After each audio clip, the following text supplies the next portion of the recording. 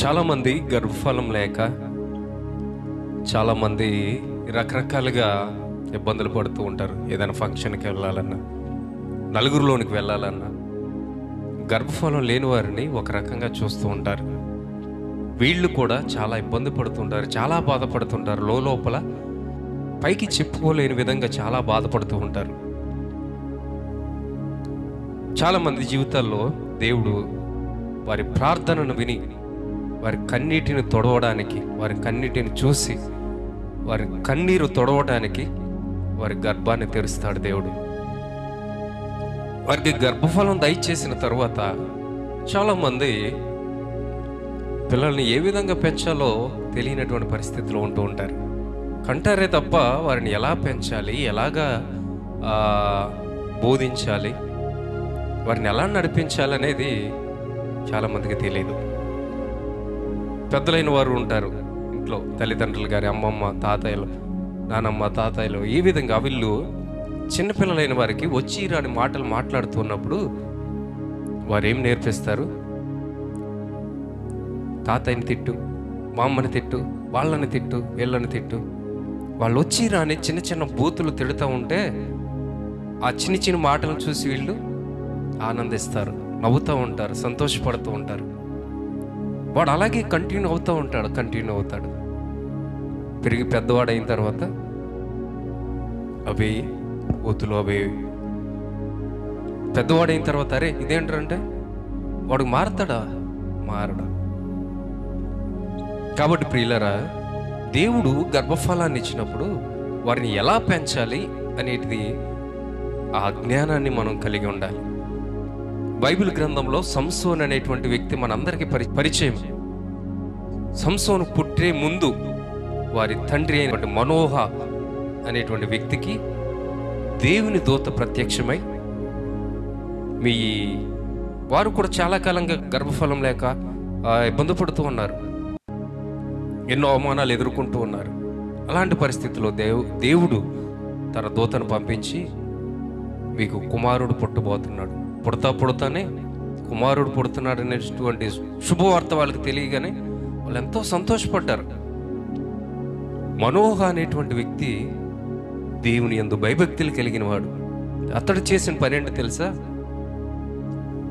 ఆ సంసోను న్యాయాధిపతుల గ్రంథం 13వ అధ్యాయంలో మనం చూస్తే, ఆ మనోహ అనేటువంటి తండ్రి దేవుని దగ్గరికి వెళ్ళి మరలా, ప్రభువా, నీవు ఇవ్వబోతున్న బిడ్డను మేము ఏ రీతిగా పెంచాలి, ఎలా పెంచాలి అని దేవుని దగ్గర అడిగి తెలుసుకొని ఆ విధంగా పెంచడానికి ప్రయత్నం చేశారు. ప్రియులారా, చాలామంది దేవుడు గర్భఫలాన్ని ఇచ్చిన తర్వాత వాళ్ళని వదిలేస్తారు.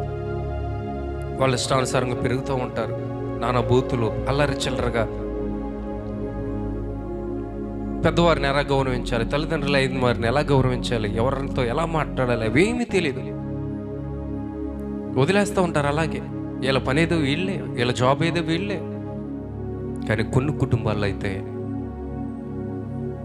చాలా క్రమంగా, పద్ధతిగా చిన్నపిల్లలైన వారు ఎవరైనా ఇంటికి రాగానే వాళ్ళకి చేరేస్తారు, వందనాలు చెప్తారు, లేదంటే నమస్తే చెప్తారు, చక్కగా ఆతిథ్యాన్ని ఇస్తారు, కూర్చోమంటారు, మంచినీళ్ళు ఇస్తారు. అవన్నీ ఎక్కడి నుంచి వచ్చినాయంటే తల్లిదండ్రులైన వారు వారికి నేర్పించిన విధానం. జ్ఞానము గల స్త్రీ సామెతల గ్రంథం చివరి అధ్యాయంలో ఉంటుంది.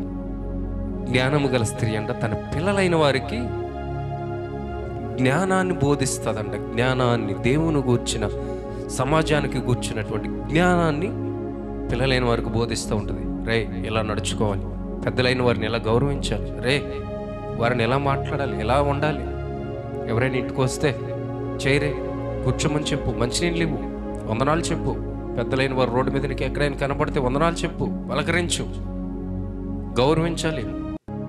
ఇలాంటి కొన్ని పద్ధతులు. రే, వాక్యం చదివావా, ప్రార్థన చేసావా, సండే స్కూల్కి వెళ్ళావా, గుళ్ళో కూర్చున్నావా, అటు ఇటు తిరగకూడదు, క్రమంగా కూర్చోవాలి. ఎన్ని పద్ధతులు నేర్పిస్తారు తల్లిదండ్రులు. కొంతమంది వదిలేస్తూ ఉంటారు. ఆడే ఉంటాడు, వాడే తిరిగి వస్తాడు. వాడు పగలంతా అల్లరి చిల్లర పిల్లలతో తిరిగి అవే మాటలు నేర్చుకుని పెద్దవాడు అవుతున్న కొలది అవే మైండ్తో, అదే మైండ్ సెట్తో, అవే మాటలతో పెరిగి పెద్దవాడు అవుతాడు. పెద్దవాడు అయిన తర్వాత వాడిని మారరా అంటే అప్పుడెక్కడ మారుతాడు? మొక్కై వంగనిది రానై వంగుతుందా అనేటువంటి సామెతను పెద్దలైన వారు మాట్లాడుతూ ఉంటారు. మొక్కగా ఉన్నప్పుడు మనం వంచాలి. పెరిగి పెద్ద అయిన తర్వాత వంచమంటే అది చాలా కష్టంతో కూడిన పని. దేవుని వాక్యం అంటుంది, బాలుడు నడవవలసిన త్రోవలో వానికి నేర్పు, వాడు పెరిగి పెద్దవాడైనా కూడా దాని నుంచి తొలగిపోడనేటువంటి ఆశ్చర్యకరమైన అద్భుతకరమైన మాటలు ఉన్నాయి ప్రియులారా. కాబట్టి దేవుడు గర్భఫలం లేని వారికి గర్భఫలాన్ని ఇస్తే వారిని ఎలా పెంచాలి, వారికి ఎలా బోధించాలి, దేవుని యందు భయభక్తులు ఎలా నేర్పించాలి. చాలామంది కుటుంబాలు ఎప్పటికీ కూడా కొన్ని ఉన్నతమైన కుటుంబాలు ఉన్నాయి, పేరుగాంచిన వాళ్ళు ఉన్నారు, అఫీషియల్స్ ఉన్నారు. కానీ వారి కుటుంబాలకు వెళ్తే, వారి గృహాలకు వెళ్తే ఇప్పటికీ వారి పిల్లలైన వారికి పెద్దలతో ఎలా మాట్లాడాలో తెలియదు, ఎలా రిసీవ్ చేసుకోవాలో తెలియదు, ఎలా ఉండాలో తెలియదు. ఇంకేంటంటే వాళ్ళ లోకం మీద వాళ్ళే.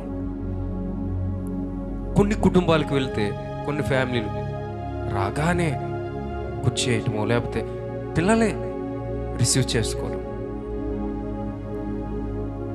ఆ జ్ఞానాన్ని మనం బోధించాలి ప్రియులారా. తల్లిదండ్రులైన వారు పిల్లలకి జ్ఞానాన్ని బోధించేవారుగా ఉండాలి. చాలామంది పిల్లలు తల్లిదండ్రులను చూసే వారు నేర్చుకుంటూ ఉంటారు. అమ్మ నాన్న ఎలా ఉన్నారు, అరే మా అమ్మ నాన్న ఎంత ప్రేమగా ఉన్నారు, మేము కూడా అలాగ ఉండాలి. చాలామంది తల్లిదండ్రులైన వారు పిల్లలు ఉన్నారనేటువంటి సంగతి కూడా మర్చిపోయి ఊర్లో విషయాలని మాట్లాడుకుంటూ ఉంటారు. వాడలాగా, వీడిలాగా, ఆమె ఎలాగా. వాళ్ళు అనుకుంటారు వాడు చిన్నపిల్లాడులే, వాడికి ఏం తెలుసులే అనుకుంటారు. కానీ ఈ అమ్మ నాన్న మాట్లాడుకునేటువంటి మాటలు వాడు చెవిని పెడతాడు. ఎవరి గురించి అయితే మాట్లాడుకుంటున్నారో ఆ వ్యక్తి ఎదురవ్వగానే, ఓహో మా అమ్మ నాన్న మాట్లాడుకున్నది ఈ వ్యక్తి గురించే, ఈమె అలాంటిది అనుకుంటా, ఇతడు అలాంటి వాడు అనుకుంటా అని వ్యతిరేకమైన మనసు కలిగి ఉంటాడు తప్ప ప్రేమ అనేది రాదు, గౌరవించడం అనేది రాదు. వాడు ఎప్పటికీ అదే మైండ్ సెట్లో ఉంటాడు ఆ వ్యక్తి విషయంలో తప్ప ప్రేమించుదాం, గౌరవించుదాం, పెద్దవారు కదా నమస్కారం చేద్దాం, ఇలాంటివి ఏమీ ఉండవు. ఈ విషయాలు తెలియక చాలామంది తల్లిదండ్రులైన వారు పిల్లల ఎదుట లోకల్ విషయాలన్నీ మాట్లాడుకుంటూ ఉంటారు ప్రియులు. కాబట్టి దేవుని సన్నిధిలో మన పిల్లలైన వారిని ఎలా పెంచాలి, వారికి ఎలాగ జ్ఞానాన్ని బోధించాలి, అవన్నీ మనం దేవుని సన్నిధిలో తల్లిదండ్రులైన వారు క్రమంగా ఉన్నట్లయితే దాన్ని చూసి పిల్లలు కూడా క్రమాన్ని నేర్చుకుంటారు. ఈ మనోహ అనేటువంటి వ్యక్తి దేవుని సన్నిధికి వెళ్ళి, ప్రభువా నువ్వు ఇవ్వబోతున్నటువంటి ఆ కుమారుని మేము ఏ రీతిగా పెంచాలి అని దేవుని దగ్గర కొన్ని సలహాలు సూచనలు తీసుకుని ఆ విధంగా పెంచారు ప్రియులారా. అవును, మన పిల్లలు మనం ఎలా పెంచుతున్నాం? పిల్లల విషయంలో జాగ్రత్త తీసుకుంటున్నావా? పిల్లల విషయంలో ఒక బాధ్యత అనేది కలిగి ఉంటున్నావా? ఎంతవరకు మీ జాబు, మీ ఉద్యోగం, మీ వ్యాపారం, మీ డబ్బు సంపాదన ఇవేనా? పిల్లల మీద దృష్టి పెడుతున్నావా? ప్రస్తుతం ఉన్న దినాల్లో పిల్లలైన వారి విషయంలో ఎంత భయంకరమైన ఈ ఫోన్లకి ఎడిక్ట్ అయిపోయారు. ఎంతగా ఇంటర్నెట్లకి, గేమ్స్ అని, ఆన్లైన్ లేదు ప్రియులారా. పిల్లలను పట్టించుకోను. పిల్లలు ఏం చేస్తున్నారు, ఏం చూస్తున్నారు, ఎక్కడికి వెళ్తున్నారు, ప్రతిదీ కూడా ఆరా తీయాలి. తల్లిదండ్రులుగా మనం గద్దించాలి. బెత్తం వాడని కుమారుడు తండ్రికి విరోధి. అవును ప్రియులారా, చాలామంది వాడు వయసు వచ్చిన తర్వాత అప్పుడు భయం చెప్దాంలే అనుకుంటారు, క్రమం చెప్దాంలే అనుకుంటారు, అప్పుడు వినడు వాడు. చాలామంది నన్ను, తమ్ముడు మా అబ్బాయితో మాట్లాడు, తమ్ముడు వాడితో మాట్లాడు, వాడు మాట వినట్లేదు, వినడు, టైం దాటిపోయింది. ఇప్పుడు దేవుడే కల్పించుకునే వాడికి బుద్ధి చెప్తే తప్ప మనుషుల మాట వినడు. కాబట్టి మొక్కగా ఉన్నప్పుడే వాడిని వంచడానికి మనం ప్రయత్నం చేయాలి. చిన్నప్పుడే, చిన్న వయసు నుంచి సండే స్కూల్కి వెళ్ళరా, ప్రార్థన చేయరా, బైబిల్ చదవవా, అలాంటి భక్తితో కూడినటువంటి పద్ధతులు మనం నేర్పించాలి పిల్లలకి. అప్పుడు వాడు పెరిగి పెద్దవాడైనా దాని నుంచి తొలగిపోడు. పిల్లల్ని ఏ రీతిగా పెంచుతున్నాం? ఈ ఫోన్లు వచ్చిన తర్వాత పిల్లలు చాలా పాడైపోయారు ప్రియులారా. తల్లిదండ్రులుగా పిల్లల మీద దృష్టి పెట్టండి. పిల్లల్ని ఏ రీతిగా పెంచాలి, వారు ఏం చేస్తున్నారు, ఎక్కడికి వెళ్తున్నారు, ఏం చూస్తున్నారు. ప్రస్తుతం ఉన్న దీనిలో భయంకరమైన పరిస్థితులు ఈ ఫోన్ల ద్వారా పిల్లలు ఎంత పాడైపోతున్నారు. కాబట్టి ఆలోచించండి, పిల్లల్ని క్రమంలో పెంచండి, భయభక్తులు పెంచండి. సామెతల గ్రంథంలో ఆ స్త్రీ జ్ఞానాన్ని బోధించినట్లు దేవుని గూర్చిన జ్ఞానాన్ని పిల్లలైన వారికి బోధించండి. దేవుడి కొద్ది మాటలు దీవించును గాక. ఆమేన్. పరిశుద్ధుడా, ప్రేమగల తండ్రి, నీకు వందనాలు. మీరు ఇచ్చిన మాటలకే వందనాలు. పిల్లల్ని ఏ రీతిగా పెంచాలి, తల్లిదండ్రులైన వారు ఎలాగా నడుచుకోవాలి, పిల్లలైన వారు కూడా తల్లిదండ్రులను చూసి ఏ విధంగా నడుచుకుంటున్నారో అలాగే తల్లిదండ్రులు భక్తిగా ఉండాలి. అలాగే పిల్లలైన వారికి కూడా జ్ఞానాన్ని బోధించే తల్లిదండ్రులుగా ఉండాలి. కాబట్టి పిల్లలైన వారు ప్రస్తుతం ఉన్న దినాలు ఎంతో చెడిపోతున్నారయ్యా. వారందరినీ మీరు కాపుదల దయచేసి ఈ ఫోన్ల ద్వారా ఎవరు కూడా పాడవకుండా మీరే మీ కృపతో చూపించి ప్రతి వారిని మీ రెక్కల చాటును కాచి కాపాడు. మరి యేసయ్య నామమున అడిగి వేడుకుంటున్నాము తండ్రి. ఆమేన్. అందరికీ వందనాలండి.